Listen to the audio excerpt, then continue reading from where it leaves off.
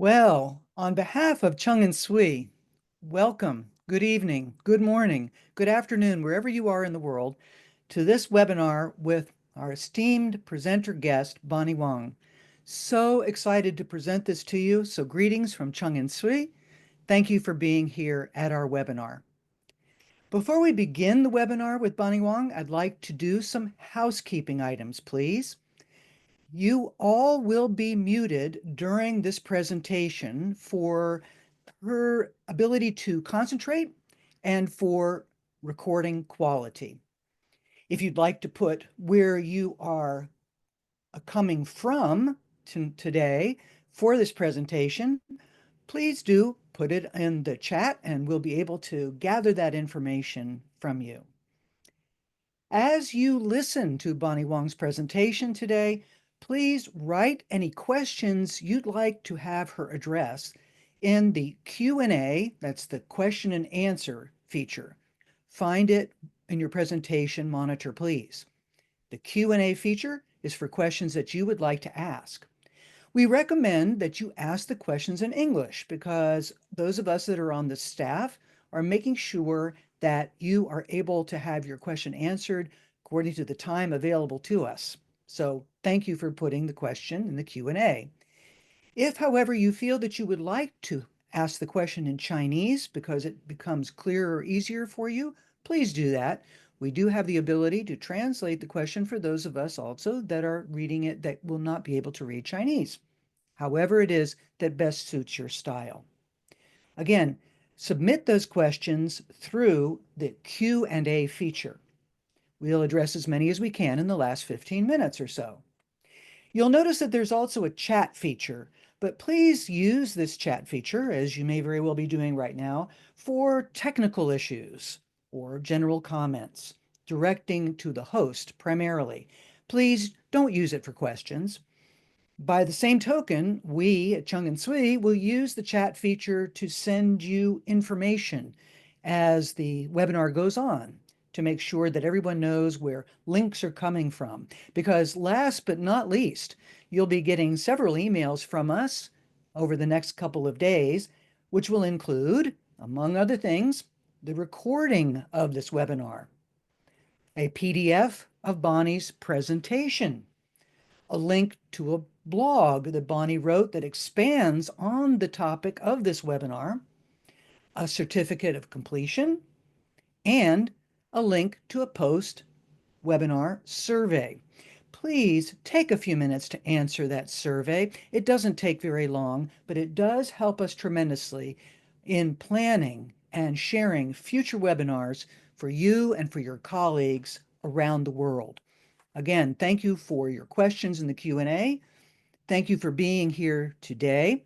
And it is my pleasure to just review a few of the things that you already have seen about Bonnie Wang. Bonnie Wang is upper school Chinese teacher and the Assistant Director of Diversity, Equity, and Engagement at Durham University in North Carolina. She was named the 2019 Teacher of the Year for the Foreign Language Association of North Carolina, or FLANC, and she has served on the FLANC board, she serves on the SCOLT board, and the Chinese Language Teachers Association for the United States. She's also served, among many other things that Bonnie has done, as technology specialist and mentor teacher for Start Talk teacher training programs in UNC Greensboro and the Carolina Asia Center.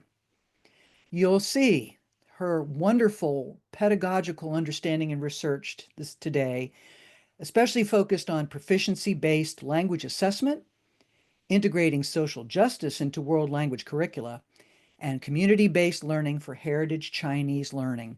What a pleasure to be the professional development helper here for Cheng and Tsui, and to now turn the stage over to Bonnie Wang. Welcome, Bonnie. Thank you so much for introduction, Nora, and glad to meet every one of you. I have heard this webinar has a lot of registration, and I'm happy to present tonight with you. Throughout my presentation, you're welcome to jump in and type in your response to any part. and I look forward to engage with everyone at the end of my presentation and to show you what I have done in my class. My goal today is to share practical classroom-tested ways to support language learning through comprehensible input and to connect that learning to authentic culture, very important topics in our world language classrooms. So students don't just learn the world language, they live it. They live the language and they carry it on into their lifelong journey as global citizens. All right, so here is just a little bit about myself, my working environment.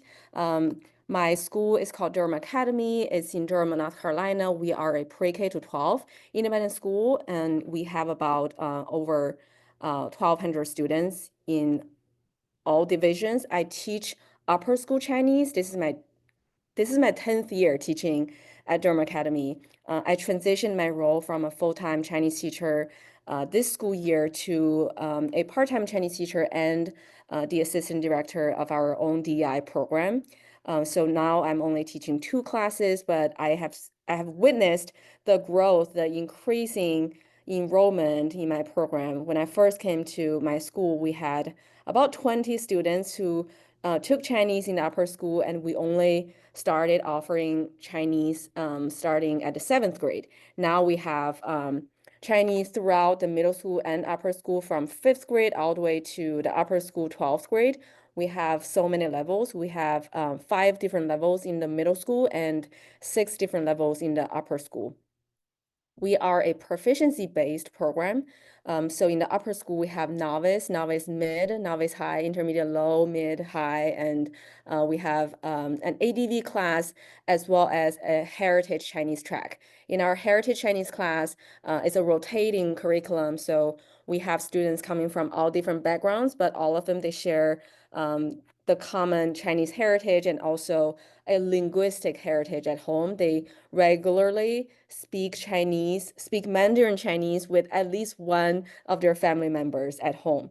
And I will share some of the different approaches that I use in my non-heritage classes and my heritage track students. So here's where we are located. We are located in like the core center of the Research Triangle area in North Carolina. The growth of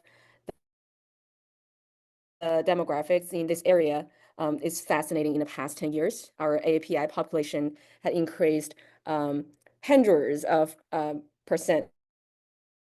So in terms of looking at our students' body, we have 40% students of color. And the reason that I introduced this background is to give you a background of where I teach and how a lot of those approaches that I am going to share with you today are possible. I am very grateful that my school provide this supportive environment for me to apply those inclusive teaching practices so I can engage with my students from all different backgrounds and make my classroom very inclusive. So here's a quote that I'd like to share tonight with our first big topic, comprehensible input. It's from Stephen Krashen. Dr. Krashen constantly reminds us of the importance of reading, of the importance of comprehensible input. And throughout his study, we now believe that our students, they can only acquire the world language, or in this way, is a second language or a foreign language acquisition. When our students can obtain more comprehensive input, they will likely have those knowledge stick to their brain, and then they can apply that for a longer time because of their lower affective filters and the ability to obtain those comprehensible input at the early stage. When they grow older, they can learn even faster. And we see that. And as a high school teacher, I see my students who benefit from those when they learned in the middle school or even from K-5 immersion, dual language immersion setting, or in a traditional classroom if they have been exposed to a lot of comprehensible interpretive materials, no matter that's through listening or through reading modes. when they came to the upper school with me, even though their general proficiency level, it's still like approaching to the next step, to the next goal that we're looking at, they are learning faster because how much their brain can connect whatever they already memorized with the new knowledge, that connection, that ability of learning new stuff,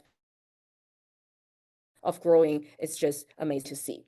So how the input in the classroom can be meaningful and also manageable at the novice level, because we often see, well, comprehensible input is a lot easier to implement at the higher level because students already know so much. And whenever you are giving them something new, they can identify the learned knowledge already. But at the novice level, a lot of times students themselves also think, I don't know enough. I'm only in novice Chinese. What do you expect me to know, to do? But I will show you some examples that how we can actually manage the comprehensible input in action at the novice level.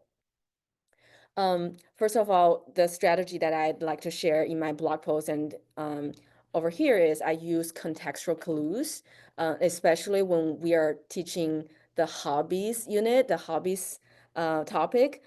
I do not use random photos from the internet or from the textbook or from a Quizlet set created by a random teacher on the internet. I use my students' own photos. So here are some photos of our students last school year, and then some of them, they are already graduated. I am lucky to have a lot of athletes taking Chinese, so they always have very cool photos taken by our school photographer. Even though if they don't have that photo that they're really proud of, I send an email to their parents to ask for those photos, and their parents always send me very nice photos.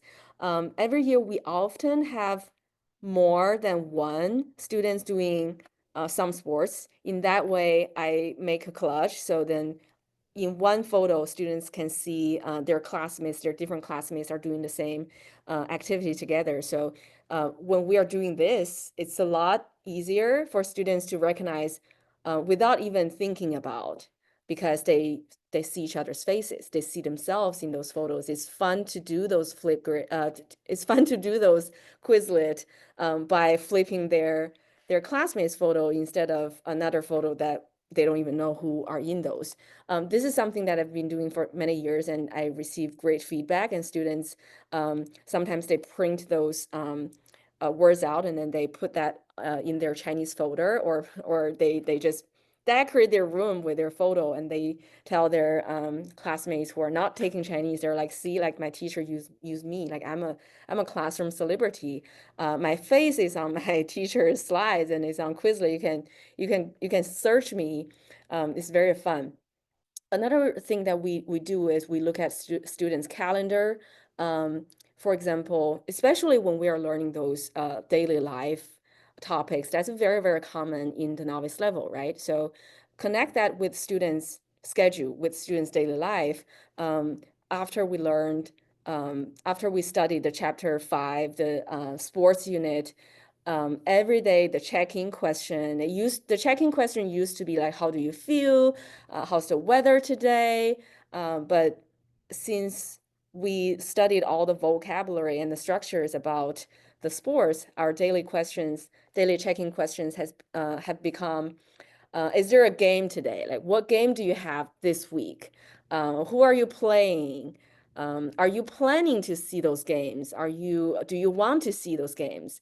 And because those are so relevant in students' life, it's just so easy to just ask them to review those words every single day. That's at the novice level. Also, at the novice level, there are a lot of high frequent expressions that I use all the time that I don't need to teach students because I say it all the time with the context, and they're so often used in the class. I never teach them how to say, for example, these phrases in the class, word by word, character by character, but because these are the signs in the classroom that I say them all the time. Whenever I say them, I point at those words, then they also see the image, they also see the characters, they have through those, they're building the sensitivity of recognizing those characters. I believe every word language teacher has a wall of all those vocabularies, those important structures, expressions, daily expressions.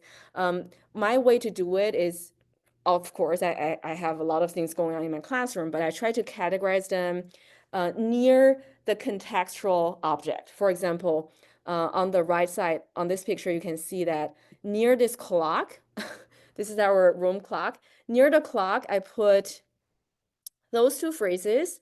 We're gonna take a break, 休息5分钟. So now my students are asking me, 老师, can we get a 5分钟? So they're using 5分钟 as a part of the longer sentence. And then of course, I would try to I encourage them to speak in a longer sentence. Can you speak everything? Can you speak a full sentence in Chinese? Can you put everything in Chinese there instead of a Chinglish? You don't need can we do, right? You know how to say can we do. So then students are like, 我们可以5分钟, and then they're missing the verbs too, right? So that's constant reminders in a novice class that there are parts of their sentence level production, something is missing, and we always need to remind them to insert them. And of course, like 马上回来, that's usually that I talk to my students every single day in every single class. That nowadays, even some of them, they talk to each other. Someone is going to the bathroom, and the other, his classmate is talking to him, 马上回来.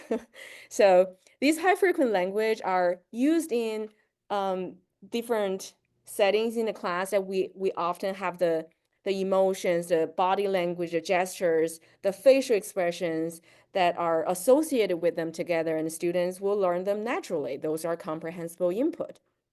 And of course, my 明天见, my 再见, they are next to the door when they are leaving my classroom.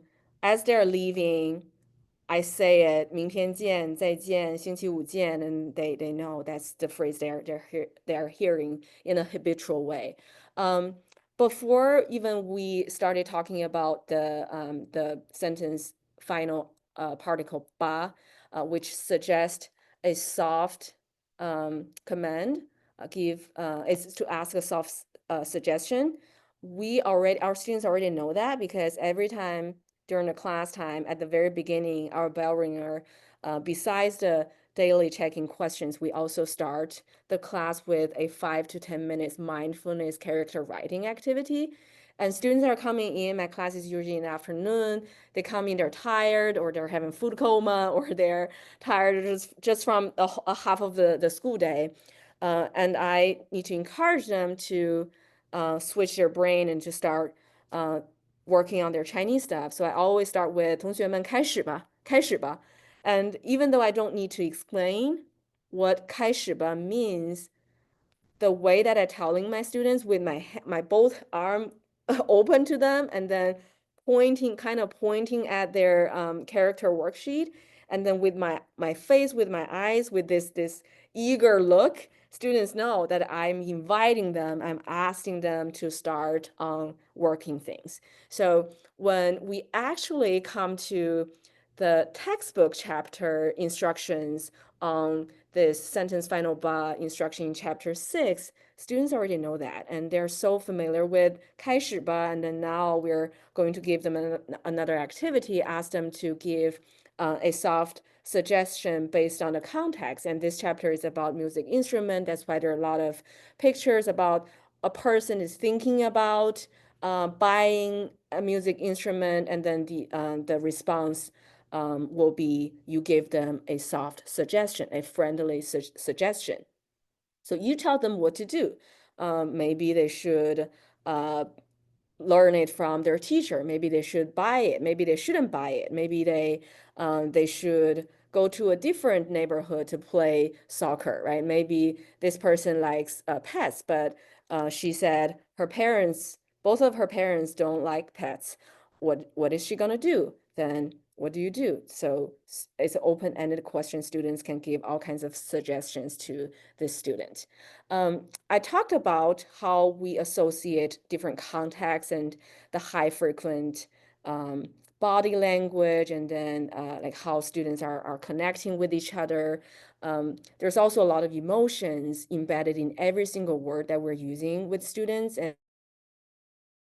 we ask them to speak a language with emotion that differentiate them from AI. Right now, a lot of people, a lot of educators are feeling threatened by AI, and something that AI cannot do is to speak with a prompt emotion yet. So the book that we're using, Go Far with Chinese by Cheng and Tsui, even though they do not have a live real life movies or TV dramas that goes with it, they do create this animation of this Lopez family. They're from America, and then they are going to study abroad in China. They're going to live in China for a year. So the whole book is about the book volume one is about the family's experience when they are in China. They need to study Chinese. They need to go to school. They need to attend those activities in their neighborhood, and they need to shop for things.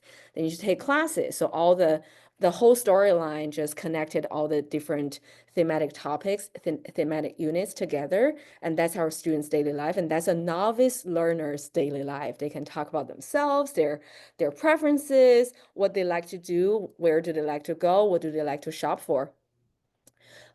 So here I want to mention about simplifying and oversimplifying. So we want students at the knowledge level to create sentences, longer sentences better.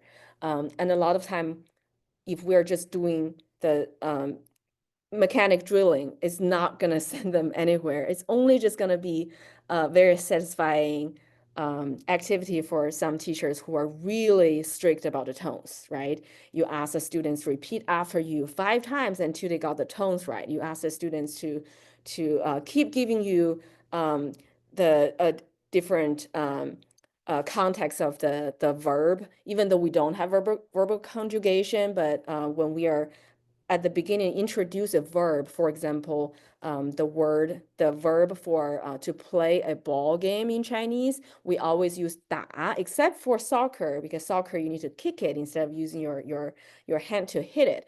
So in that way, we always ask students, what do we do with 打? Right? So you play basketball, 打篮球, you play 乒乓, 打乒乓球, you play tennis, 打网球. I'm not saying that we shouldn't use any drilling activities. We need to, because we ask, that's a very quick way to check students' understanding and to know whether they memorized those vocabulary that are important before we can move on. But beyond that, beyond those rotate repeated vocabulary, and at the word level, we want them to reach to the intermediate level.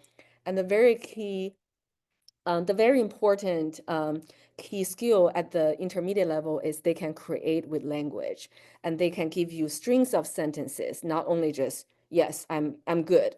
Everything is good, 很好. Everything is 我喜欢. That's a boring sentence, and we want our students to be an interesting language learner, language user, language speaker with rich emotions, with a lot of details, with a lot of meanings. And then we can help them, support them to even the advanced level. So at this level, a lot of times we need to give them a structure. We need to help them to build a longer sentence. And in my class, whenever so if you're looking at the chart right now, you may think that this is a lesson about emotions. It's not. This is a lesson about this conjunction, 因为. When we are teaching 因为, that's at the very early chapters, students didn't know a lot. They didn't know so many vocabulary to tell you why they're taking Chinese, right? A lot of times our Chinese teachers love to ask students the question, why you're taking Chinese, when we introduce the structure, 为什么, why, and 因为, because, of course, 所以, therefore. That is a complicated reason that students can give it to you, because they have all kinds of reasons of taking Chinese, and sometimes their reasons are too complicated for them to use the novice level structure and vocabulary to express, and then they just gave up, and then all they can give it to you is, I'm taking Chinese because it's interesting. And then you ask around, everybody's answer is about the same. Why don't we make make this activity more dynamic? Why don't we add more things? Why don't we control the way? Why don't we control the structure so students are willing to tell you, right? Of course, we are interested in knowing why students are taking Chinese. They may not be interested to tell us, but what are they interested in? So to create a student-centered classroom, we want to always think about the activities are something that students are interested to say. If you toss a ball at them, that ball must be interesting enough so they can catch it and they want to catch it and they're fighting for it, right? So when we are teaching, because that's the first time I give students those emojis. So I give them the different cards for the emojis, and then on the other side of those emojis, I print out the Chinese characters and also the pinyin for those, so then they can learn right away. And they're going to use those emojis so many times because they will explain why they feel that way. We use those emoji cards for several weeks in a row. So after those 3 or 4 weeks, students just memorize those words. That's so easy for them just to practice with it, and they've studied for it. Later on, again, like this is so easy to give them as the comprehensible input. In that context, they need to explain why. And on the other side, on this chart, students can create, they can build the chart by adding some pictures or emojis. They don't need to type in characters. And my students always appreciate when I ask them, you don't need to type in characters or you don't need to write characters. They love it. They want to speak more, and why not? Let them do it if they enjoy, even it's just one mode of it, right? So my students will tell everyone, will tell their table mate, will tell the group members, will tell me they feel happy because they're going to eat Chinese food tonight, right? Or so and so feel tired because they have 3 books to read, or they have a lot of homework. That's what they really mean. Or like, we are happy because we have a cross country meet, or we are going to run, like we have a running competition, 跑步比赛. Those are the real sentences that my students gave it to me. So which of these strategies do you already use in your classroom? Feel free to type your responses in the chat. And which strategy would you like to try next week or tomorrow if you do have classes tomorrow? The next, and I'm going to just transition to my next big topic of today's webinar. It's about cultural authenticity. I will use some of those images that I mentioned in the blog post that are from Cheng and Tsui's newer supplementary edition. So you will see some of those cultural authenticity points that I am going to refer to. I want to have every one of you think about, if you are like me, English is not your native language, and you are teaching your native language. We are so lucky that we get to teach the language that we were born to speak and we grew up with. And I also invite those of you who are in the chat who Chinese is your second language, that you are learning Chinese as a foreign language, as a world language, and now you are working as a language educator, that you are using your second or third language to teach. That's also like, how impressive is that? Either way, either background you're coming from, we want to show our students an authentic culture, a real culture, but also like, what is real culture? I was born in the late 1980s. I was born in a small city in northeast part of China. Throughout my childhood until I came to America, a lot of cultures, a lot of Chinese cultures that I was exposed to or I had experience to interact with are very specific Northern Chinese Han people's culture.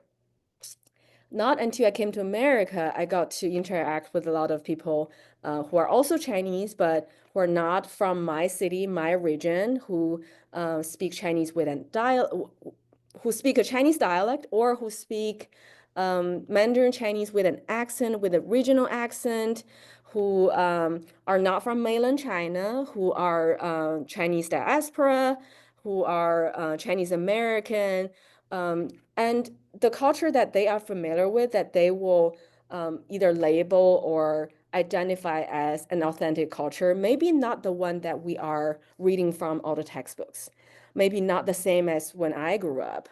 Maybe it's a different generation thing, right? Maybe it's not only about the access to the technology, but also the local cultural group that you are part of the mainstream.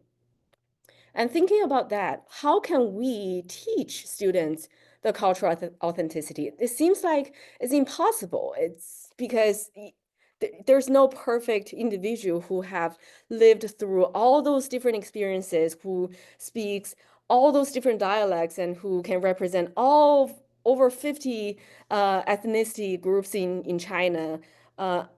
Nobody can do that. So then does it mean that we'll never be able to teach, to educate students an authentic Chinese culture?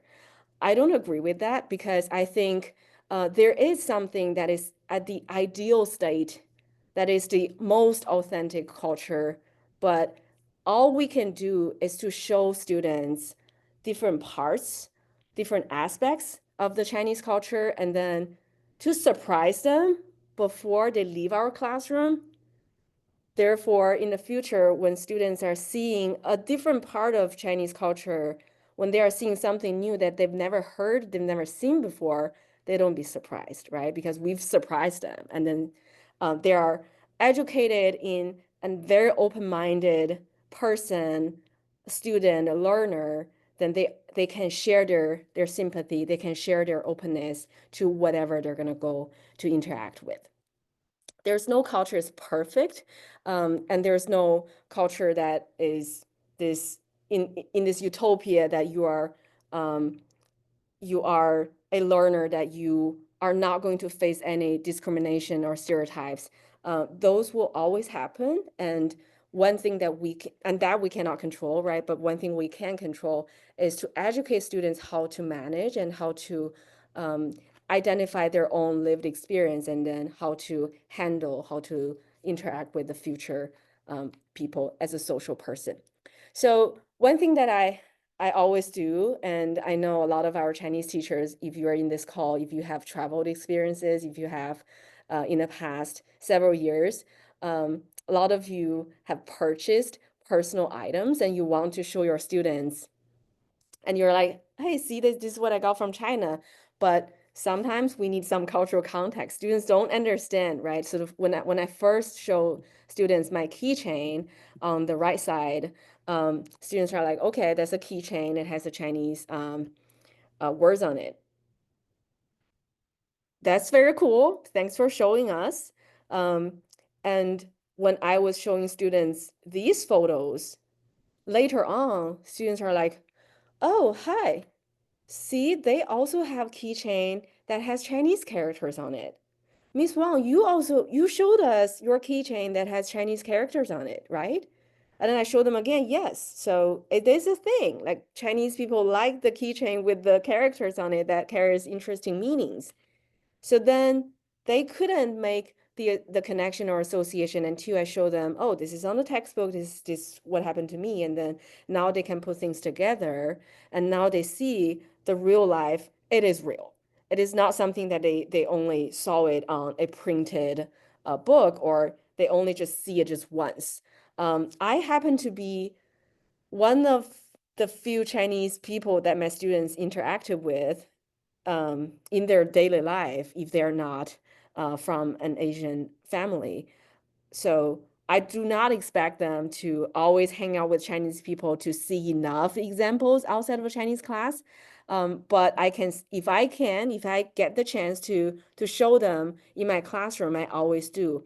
I invite speakers to the class. I show my students how I interact with another Chinese native speaker, how we show this social respecting way of shaking hands and slightly bowing at each other, and how we address to each other instead of a full name, but we often just call each other Wang 老师、李老师, etc. Same with the keychain. And this is such a small thing in our daily life, but anything is interesting for students who are learning Chinese as a world language, as a foreign language. And I know that, I mean, this topic I'm talking about cultural authenticity. And earlier, it seems like I divided the language comprehensible input in the language classroom from the cultural authenticity to a culture classroom, divided them apart, but they are intertwined. They're always connected. There is no way you only teach a language class without mentioning anything about culture at any level, right? Even at the novice level, the day when we tell students 你好, that's the starting point when we're teaching them culture. Because the way when Chinese people greeting each other, instead of saying, how are you, right? And there's no direct translation between hello and 你好. They are contextual translation. They happen to be meaning the same thing in the same social interactions. But if you have to translate 你好 into English, that means you good. Are you good? Are you good today? I hope you are, right? And similar to 再见, right? In Chinese, we say 再见, but it doesn't mean goodbye. It means see you again. So there's no goodbye, sending you off, never see you. But when Chinese people saying 再见, it's always I hope I can see you again. I told my students a lot of time my class is in the afternoon. So when my students are coming in, beyond the novice level, I often ask them, did you eat? Did you eat lunch? That's my way of saying hello to them. And at the beginning, my students didn't understand. And I was like, I'm not buying you lunch, okay? Even if you didn't eat, this is just me saying, how are you? And in English, you won't ask people, have you eaten, unless you want to invite them for eating event or an activity. But that's just way of we greeting each other, because eating and food means so important in Chinese culture, because historically we have so many years that people suffer from famine, and then knowing that the other person has eaten things before we move on for our conversation is very important, just to knowing that you are well and that I'm well too, if you don't know about that. So another thing that I often, and same as many of our Chinese teachers, we're trying to keep up. We're trying to keep up with the trendy Chinese social life, right? I remember how excited a lot of our Chinese teachers felt when TikTok was, rumors has said TikTok was going to be banned, and then a lot of TikTok refugees, they went to another Chinese social app called Xiaohongshu. That was a very exciting moment for a lot of Chinese teachers. We're like, oh, wow. So a social app can motivate a lot of learners to study more, to learn more, because that Chinese app wasn't ready to welcome a lot of non-Chinese netizens or non-Chinese login, non-Chinese accounts. So the app itself didn't have a lot of English functions or accommodating English speakers. So when many Americans they started using this Chinese app, they realized that they didn't understand anything. They need to learn Chinese. They need to translate. They need to at least understand some.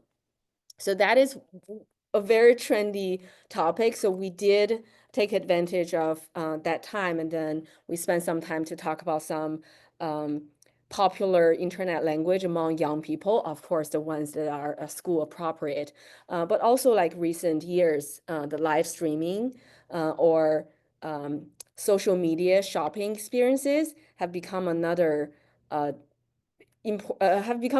popular lifestyle among younger generation. And I know a lot of my students, they bought their clothes on TikTok or on Instagram because they were influenced by the KOL, the influencers, Wang Hong, right?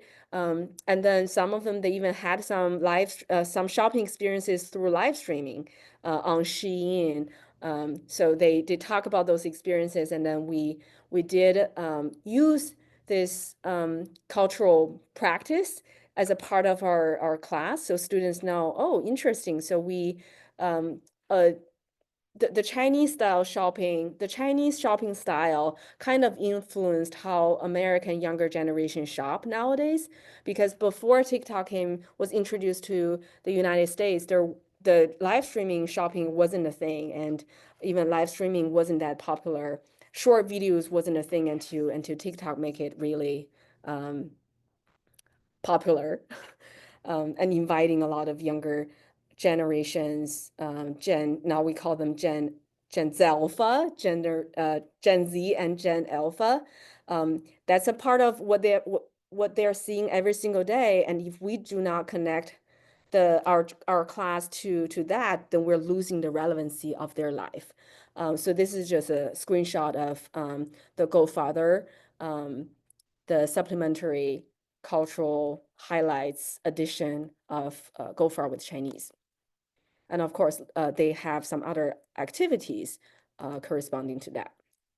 All right, so next I want to talk about bring culture into class to make your class more culturally authentic. And when I say culture, I mean not only the Chinese textbook culture or the Chinese culture described on students' textbook. They open textbook, they see it, they close it, they forget about it.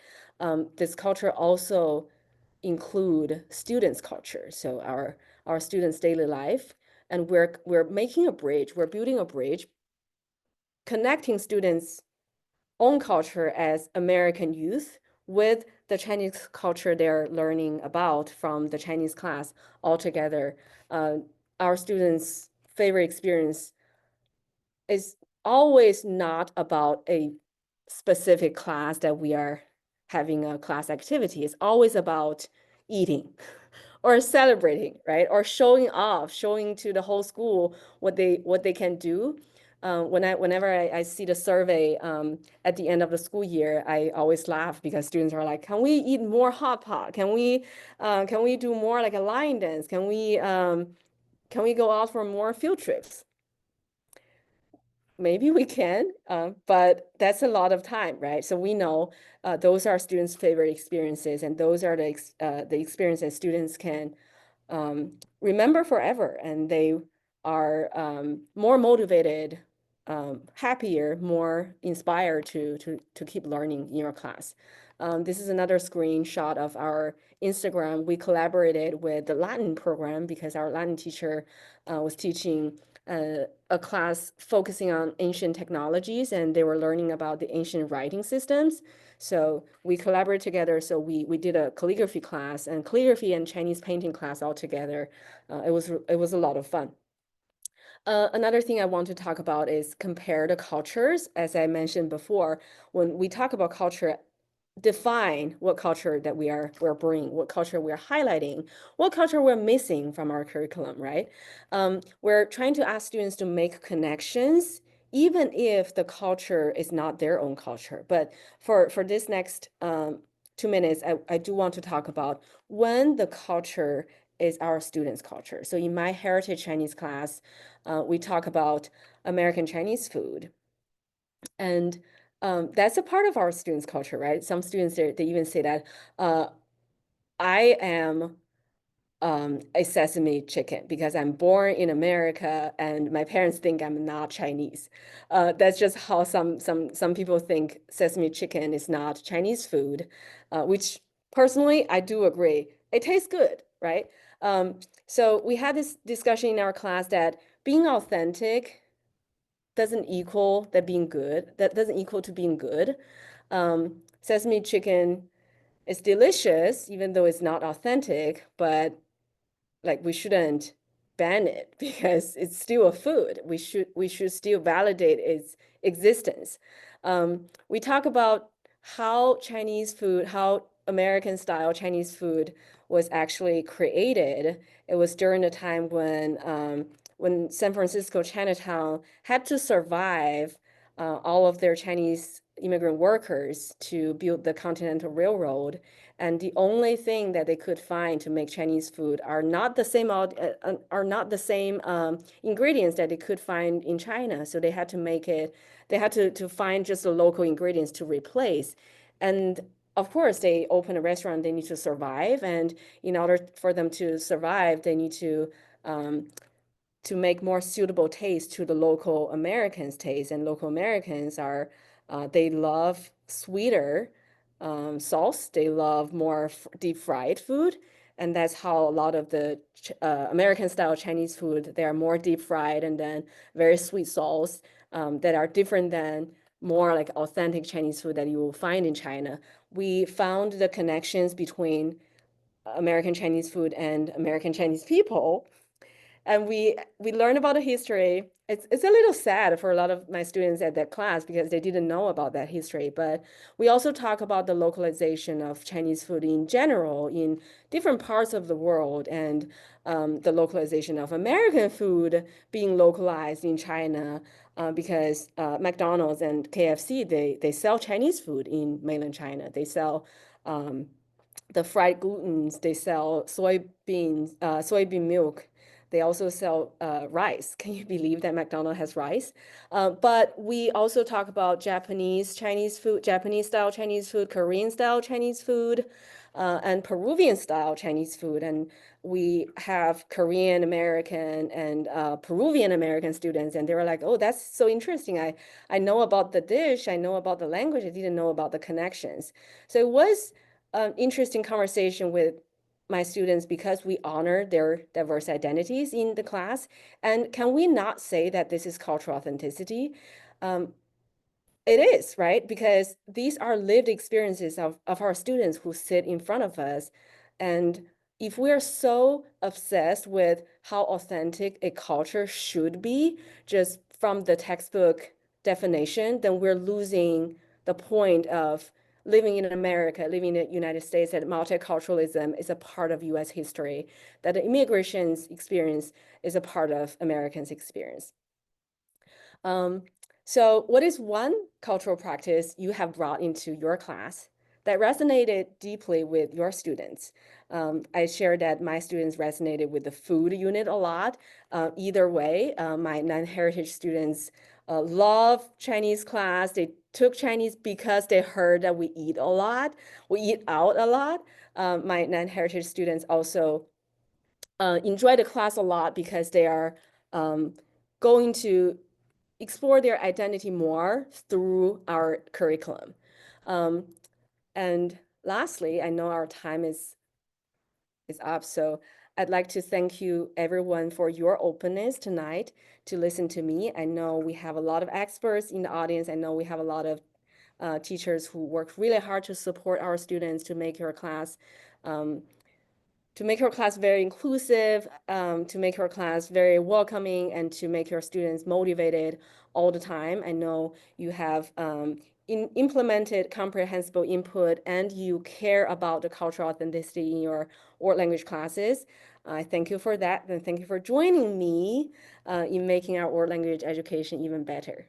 So I'm going to pass the microphone to our moderator Nora Jones, and we can start our Q&A right now. Absolutely. And here we have hearts and flowers and congratulations coming up already. And we haven't even gotten to the questions yet.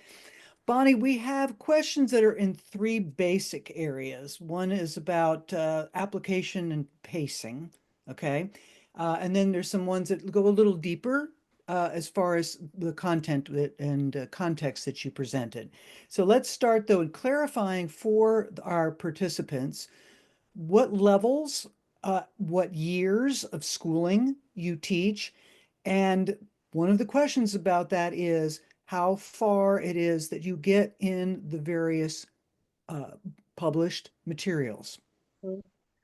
So all the materials that I am sharing tonight, they are this current school year, this current school year of 2024 to 25. And this year I only teach novice Chinese and heritage Chinese class. So everything before the Chinese American food, the American Chinese food, they were all from my novice class. So my novice Chinese class, they can do all those activities. They can build sentences, all the examples that I shared with you. They are all the first year learning. If they are beginner level, if they're zero beginner, this is the first class they need to take in my school. We do have students who transfer from different school or who came to the upper school from our middle school classes, and we identify some students who are not reaching novice high Chinese class yet, so they're also taking novice class with zero beginners. So it's a big class of 17 students, but they are everyone who's below novice high proficiency level, they're all in one class. I will say half of them, 17 students, maybe 9 of them, they are zero beginners. This is their first experience of taking Chinese for every occasion. And the other 8 students, they have taken Chinese in the past, but they're not ready to take on novice high Chinese class. We use Go Far with Chinese. The pacing for us is we can cover one whole chapter per month. So this month, right now it's in April. We didn't do anything from the textbook. We did a lot of supplementary readings, and we have reader sites in January, because January is the time that we need to prepare for this New Year gala for all school, and that is preschool, lower school, middle school, and upper school. So usually in January, we spend more time just for students to rehearse, to practice dance, songs, lion dance, dragon dance, all those kind of stuff. So we kind of like skip January in terms of the textbook pacing. We're still learning. We're just not learning. We're not just not opening the book and then learning that. But when we are using Go Far with Chinese, we can almost cover one whole chapter with 3 sections per month. So right now we just finished chapter 6 and we're moving on to chapter 7. That's my pacing. If you're using the same textbook, I used integrated Chinese for many years until Go Far with Chinese came out. I was so excited because I've been waiting for a textbook for high school students. Not the book talk about dormitory. We don't have dormitory, right? Not the book that have to ask students to memorize cafeteria. Cafeteria, my school doesn't have cafeteria. Not the textbook that have to wait until 2 books away to learn about school subjects, right? My students want to know how to say math class in October, because that's when they're expressing they like or they don't like. They want to know how to say math class because they want to express a strong feeling over it. Either way. So that's my pacing. Did I answer the other question too? I believe so. You gave the idea that you're working with both middle and high school, and then you gave a specific about the pacing. Let me ask too, one of the questions that came was about use of for some of the resources specifically with the teachers resources with the Go Far with Chinese, for example, presentation slides and other resources. What kinds of use do you make of the various resources that are available with the program to work with the approaches that you have? Yes, so I use everything that they offer. I try everything at the beginning, and then I realize some years I can use more. Some years with different groups of students, I have to use some of it. I cannot use all of them, and that's depending on students' receptive styles. Some year I can go faster. Some years I have to slow down. And that's usually due to students' learning differences, and we are going to use more kinesthetic movement instead of just visual and auditory. So the supplementary materials for teachers by Cheng and Tsui, they have all the PowerPoint slides of the input and the activities. So for the input, teachers can use those slides to present to students with new vocabulary, with the accompanied photos to explain the vocabulary or to explain a structure or expression. After that, we have the activities slides for every section. So then these slides, I took it from chapter 6, activities, when we are asking students to practice box structure. And they have a lot of activities and use different ways of engaging students. So they have some slides that shows all those bullet points that step by step, and then you can just modify it in your own way. I believe this one, I modified it a little bit. If I remember right, I think I changed he or she into 3 different ways of saying the third personal pronouns, because our school, we recognize the non-binary pronoun students. So I added a third one as TA. That's how we introduce the non-binary pronoun to students. So that's something I can change. Sometimes I also change the way that they explain. If I know, oh, students can understand. So for example, I can change 老师 into just characters. 老师 will divide you into, for teams, I can change that into Chinese. Sometimes I do those modification just according to my students' need. I believe there's also assessment packets for each chapter, and we use those too. I don't use those for giving students a performance-based grades, though. We use those for in-class practice. So students, all they need to do is to complete everything. They can use open book notes. They can, they don't need to talk to each other, because different students, they have different pace. They have different ways of start. But as long as they complete everything, I check over, and then we talk about some confusing part. They're okay. So for the assessment packets, I think some schools, some teachers will use that just to distribute that as a test or exam. I don't use that as an exam. My exam is different. My exam is it's more like OPI, and we use Apple as well for our end of the year assessments. Thank you so much, Bonnie. I'm going to combine a couple of questions into this one for you. Mhm. There are folks that are interested in more examples about personal interest of students. And there's also questions about the diversity, addressing equity, addressing the inclusion of various students, as you've spoken about so beautifully. There's also take a look at what are some of the ways that you are staying in, whether you're in Chinese all the time or English. So how do you balance these various things, like personal, the affective, and the use of Chinese and English potentially? Yeah, um, that's a very good question, because usually at the novice level, we think our students' language proficiency is so low that we can't really discuss about those topics. No, we can't. We can't use Chinese to discuss um, the tariffs, right? We can't use Chinese to discuss the immigration policy, or like whatever is going on in their daily life. In my higher level classes, starting at the intermediate level, we ask students to do news report every week or every 2 weeks. Sometimes we don't have 2 days to studying time in 1 week. So students do have to learn how to use a formal way, a formal expression to report what is going on the news. And that is a different story. That is totally language-based instruction and language-based activity for students they have to know how to do that. And that is an advanced level, and sometimes even a superior level task at the actual proficiency levels.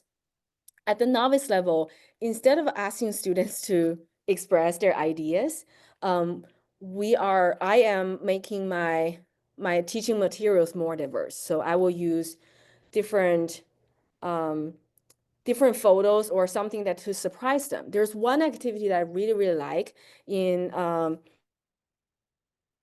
believe that was in chapter 3 or 4 of Go Far. They are asking students to guess which city the picture is taken from. And they will show 2 pictures, and they look very similar. they both look like a Chinese residential area. And they ask students, do you think left side or right side? That's when we are talking about 这个,那个. So the prompt is asking students, 这个,那个, which picture was taken in Boston? And students are guessing.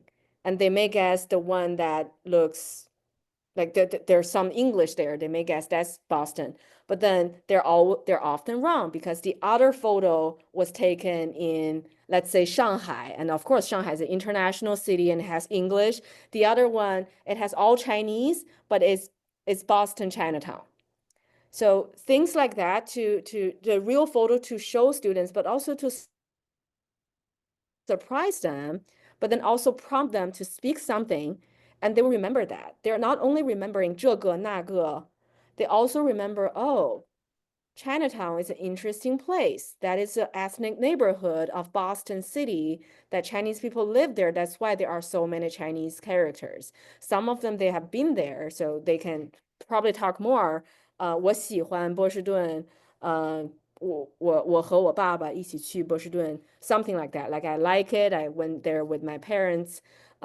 So I think it's more about how do you prepare your teaching materials? How do you want your students to respond to, right? If we always only show students the photo of, let's say, just Yao Ming, whenever you talk about basketball, is he the only one that can represent Chinese people's like physical ability to be in an international game? No, we have a lot of Chinese American players or even Asian American players. And recently, like when we were talking about another project is about my American celebrity. So students need to pick their favorite American hero, and then they need to talk about it in Chinese. And then they need to say, well, this person is what ethnicity, this person's hobby, and this person's family member situation. They are using all the language points that we want them to practice with, but at the same time, they're also more careful, they're more intentional as we want them to be to care about the AAPI community in general. So I think it's more about the materials rather than the language instruction. Great. Thank you so much, Bonnie.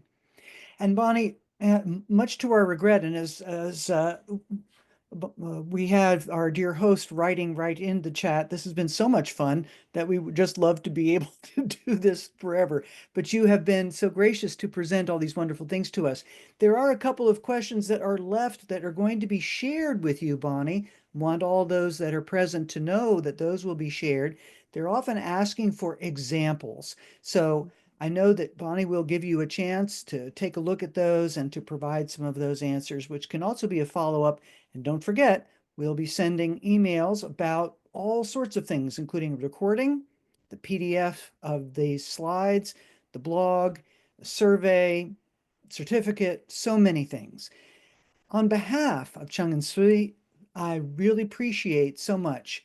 We really appreciate so much that you have been here today. We know you've gotten so much. Bonnie, thank you so much for sharing such a heartfelt as well as practical presentation tonight, speaking about the authenticity of students' lives, as well as the authenticity found in the materials and in those resources and approaches that you use. Thank you again, everyone, for being here. We appreciate you from wherever you've come. And again, we will continue to share these questions and our opportunities to share many wonderful things with you all. Bonnie Wang, thank you very much for everything you've shared this today. Thank you, Nora. Thank you, everyone. I think my Zoom will figure out this emoji because recently I found out if I do this in front of the camera, the hearts will pop up. Maybe not this time, but I see hearts, I see thumb ups, I see claps. Thank you for interacting. Thank you for your reaction on Thursday evening. Thank you so much. Yes. Take good care. 谢谢老师们，晚安。